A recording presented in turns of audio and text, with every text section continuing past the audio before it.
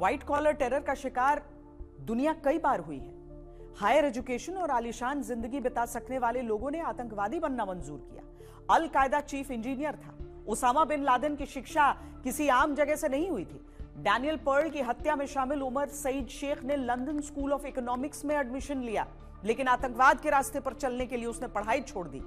चाहे 2005 के London blast हो, 9/11 के एरोनॉटिकल स्टूडेंट्स, आईसिस के यूरोपीय इंजीनियर्स, श्रीलंका के बिजनेस ग्रेजुएट्स या भारत के ये आतंकवादी, लंबी फहरिस्त है प्रोफेशनल्स के आतंकवादी बनने की। दुनिया भर में एक नया ट्रेंड साफ दिख रहा है। अब पढ़े लिखे लोग, डॉक्टर्स, इंजीनियर्स जैसे प्रोफेशन से जुड़े लोग सीधे आतंक का रास्ता चुन रहे हैं। आतंकवाद की नई फैक्ट्री अब पहाड़ों और रेगिस्तानों में नहीं, बल्कि क्लासरूम, लैपटॉप और डिजिटल एप्स के जरिए चल रही है।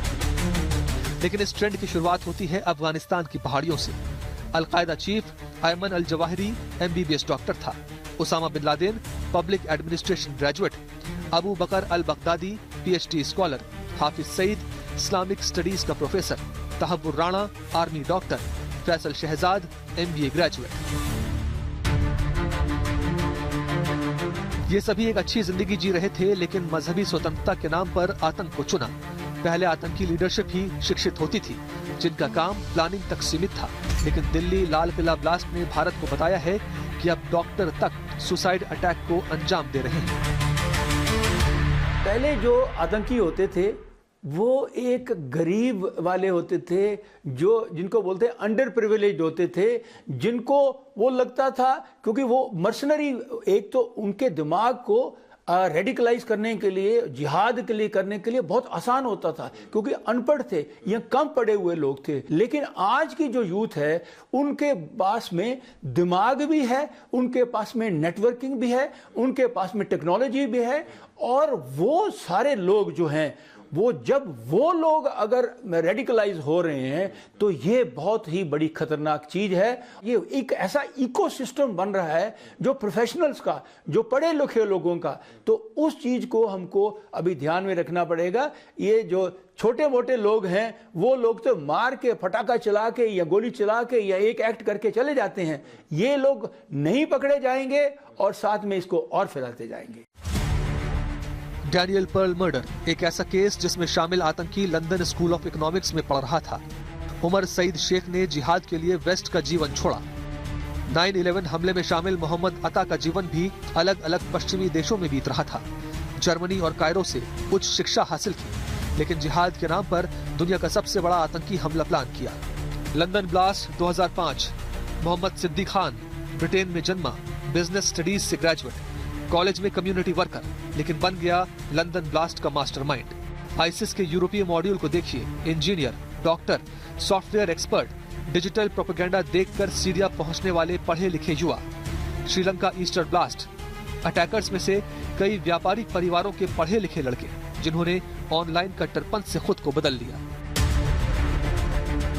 भारत में उच्च शिक्षा प्राप्त आतंकियों की बड़े पैमाने पर भर्ती इंडियन मुजाहिदीन और सिमी के दौर में हुई। इंडियन मुजाहिदीन के संस्थापक रियाज और यासीन भटकल दोनों इंजीनियर थे। इसी तरह सिमी ने कॉलेज जाने वाले लड़कों को टारगेट किया। मुजाहिदीन और सिमी जो था वो पहले पूरे भारत में एक स्टूडेंट विंग था, इंडियन मुस्लिम स्टूडेंट्स है ना, सिमी।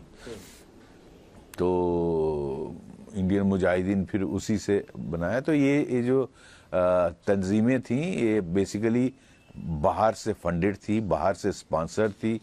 इनका एम था भारत को इस्लामिक देश बनाना, भारत को 2047 तक हमें PFI भी इन्हीं का सक्सेसर है। आप जानते हो पॉपुलर फ्रंट ऑफ इंडिया जो ज़्यादातर केरला और साउथ इंडिया में बेस्ड है, वो भी इन्हीं से निकले हुए। उनका भी प्लान यही था कि 2047 तक हमें भारत को इस्लामिक देश बनाना है। साफ है, डिग्री और प्रोफेशन आतंकवाद में कोई रोक या बाधा नहीं, बल्कि कई मामलों में कट्टरपंथ की ऑक्सीजन बन गए हैं।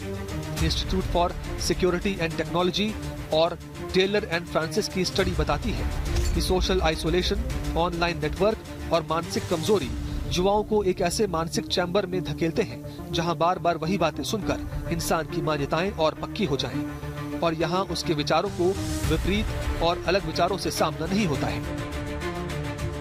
लेकिन चुनौती बड़ी है क्योंकि जिहाद अब जंगलों में नहीं, चैट रूम्स और डिजिटल वॉलेट में पल रहा है। यही आतंकी नेटवर्क का नया कॉम्बिनेशन है और जब पाकिस्तान की जमीन इन गुटों को जगह देती रहेगी, भारत को हर मोर्चे पर तैयार रहना होगा, जमीन पर भी और ऑनलाइन भी।